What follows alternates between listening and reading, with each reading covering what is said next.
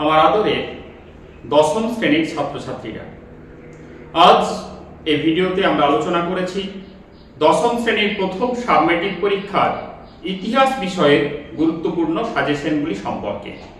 এই সাজেশন যদি তোমরা করে যাও তাহলে তোমাদের পরীক্ষার ফলাফল যে খুব ভালো হবে তা আমি নিঃসন্দেহে বলতে পারি। তোমাদের প্রথম সাবমেট্রিক পরীক্ষায় ইতিহাসের প্রথম 3টি অধ্যায় থেকে প্রশ্ন আসবে, তাই প্রথম 3টি অধ্যায়ের যে প্রশ্নোত্তরগুলি তোমাদের আসতে পারে বা মাধ্যমিক পরীক্ষায় বারবার আসে সেই প্রশ্নোত্তরগুলি সম্পর্কে আলোচনা করা হলো।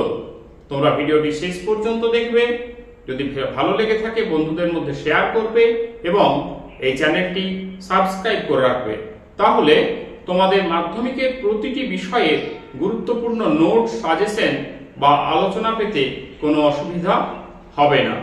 প্রথম অধ্যায় ইতিহাসের ধারণা। এই অধ্যায় থেকে যে সমস্ত 2 নম্বরের গুরুত্বপূর্ণ প্রশ্নগুলি হলো: নিম্নবর্গের ইতিহাস চর্চা বলতে কী বোঝো? সামাজিক ইতিহাস কী? নতুন সামাজিক ইতিহাস বলতে কী বোঝো? ইতিহাসের তথ্য সংগ্রহে ইন্টারনেট ব্যবহারের সুবিধা এবং অসুবিধাগুলি কী কী? সামরিক ইতিহাস কী?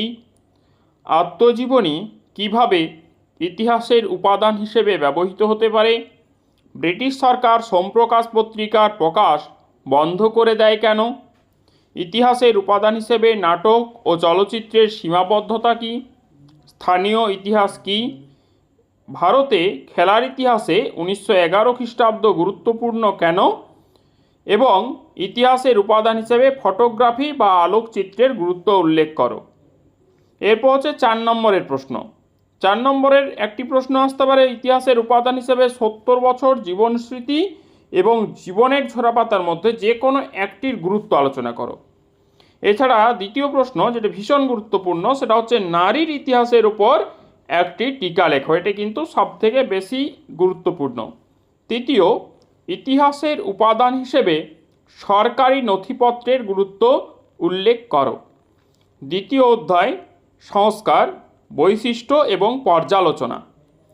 প্রথম প্রশ্ন 2 নম্বরের প্রশ্ন এগুলো: সাময়িক পত্র এবং সংবাদপত্রের মধ্যে পার্থক্য কী? খুব গুরুত্বপূর্ণ। দ্বিতীয়, স্ত্রী শিক্ষা বা নারী শিক্ষা বিস্তারে বামাবোধিনী পত্রিকার ভূমিকা কী? এরপর গ্রামবার্তা পত্রিকা, প্রকাশিকা পত্রিকার উদ্দেশ্য কী ছিল? হুতম প্যাঁচার নকশায় কলকাতার বাবুদের সম্পর্কে কী বলা হয়েছে? নীলদর্পণ নাটকটি বাংলার ইতিহাসে গুরুত্বপূর্ণ কেন? মেকলে মিনিটস কী? উডের ডেসপেচ কী? ডেভিড হেয়ার বিখ্যাত কেন? শ্রীরামপুর ত্রয়ী নামে কারা পরিচিত ছিলেন? মধুসূদন গুপ্ত কে ছিলেন? নব্যবঙ্গ গোষ্ঠী কাদের বলা হতো? নব্য বেদান্তবাদ কী? বাংলায় স্ত্রী শিক্ষার বিস্তারে রাধাকান্ত দেবের অবদান কী ছিল? 3 আইন কী? ভারতবর্ষীয় ব্রাহ্ম সমাজ বিভক্ত হলো কেন এবং কে কোন উদ্দেশ্যে এশিয়াটিক সোসাইটি বা ফোর্ট উইলিয়াম কলেজ প্রতিষ্ঠা করেন? এই প্রশ্নগুলি এই অধ্যায় থেকে 2 নম্বরের করতে হবে। এরপর হচ্ছে 4 নম্বরের প্রশ্ন। 4 নম্বরের প্রশ্নের মধ্যে নীলদর্পণ নাটকের গুরুত্ব, বামাবোধিনী পত্রিকার সামাজিক জীবন কিভাবে ফুটে উঠেছে। তৃতীয় প্রশ্ন, যেটা আমার মনে হয় সবথেকে গুরুত্বপূর্ণ, পাশ্চাত্য শিক্ষা বিস্তারে রাজা রামমোহন রায়ের অবদান আলোচনা করো। এই প্রশ্নের উত্তরটা আমরা ইতিমধ্যে আলোচনা করেছি, তোমরা খোঁজ করলে পেয়ে যাবে আমাদের ইউটিউব চ্যানেল থেকেই। নারী শিক্ষা বিস্তারে ঈশ্বরচন্দ্র বিদ্যাসাগরের অবদান আলোচনা করো। নব্যবঙ্গ বা ইয়ং বেঙ্গল কাদের বলা হয়? 19 শতকে বাংলার ইতিহাসে নব্যবঙ্গীয়দের অবদান উল্লেখ করো। এই প্রসঙ্গে নব্যবঙ্গ আন্দোলন কেন ব্যর্থ হয়েছিল তা আলোচনা করো। এটা 4 নম্বরে এলে যে কোনো একটা প্রশ্ন আসবে, 8 নম্বরে এলে পুরো প্রশ্নটা আসবে। এটা 8 নম্বরের জন্য কিন্তু এই বছর মাধ্যমিকেও গুরুত্বপূর্ণ এবং প্রথম ইউনিট টেস্ট বা টেস্ট পরীক্ষাতেও গুরুত্বপূর্ণ। এরপর হচ্ছে 8 নম্বরের প্রশ্ন, এখান থেকে আমি একটা দিয়ে রেখেছি, সেটা হচ্ছে 19 শতকে বাংলার নবজাগরণের চরিত্র বা প্রকৃতি কী ছিল। প্রথম ইউনিট টেস্টের জন্য এটা না করলেও হবে, কিন্তু আমার এই 3টে অধ্যায়ের এই যে সিলেবাসের থেকে যে সাজেশনগুলো করেছে এগুলো মাধ্যমিক 2026-এরও কিন্তু এই সাজেশন থাকবে, সেই জন্য একটু প্রশ্নের সংখ্যাটা বেশি আছে, কিন্তু এগুলো 2026-এর জন্য যারা এখন থেকে লক্ষ্য রেখেছো যে ভালো ফলাফল, ভালো একটা রেজাল্ট, তারা এগুলো অবশ্যই করবে।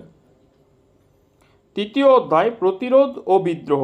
2 নম্বরের প্রশ্ন, ঔপনিবেশিক অরণ্য আইনের উদ্দেশ্য কী ছিল? জঙ্গলমহল কাকে বলা হয়? চুয়ার কাদের বলা হয়? চুয়ার বিদ্রোহে জমিদারদের ভূমিকা ব্যাখ্যা করো। পাইকান জমি কি? কেনারাম এবং বেচারাম কাকে বলে? খুদকাঠি প্রথা কি?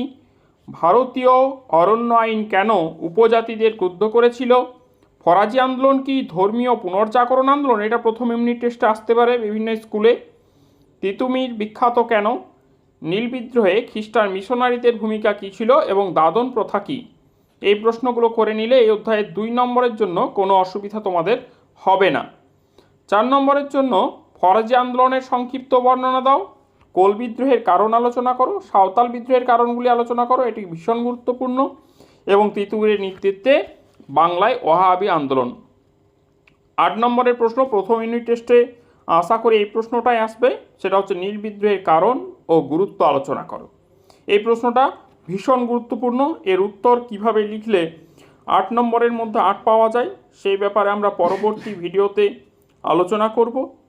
এই প্রশ্নোত্তরগুলি করলে তোমাদের এখন থেকে প্রথম ইউনিট টেস্ট এবং মাধ্যমিক 2026-এর এই 3 অধ্যায় সম্পর্কে কোনো ভাবনা তোমাদের ভাবতে হবে না।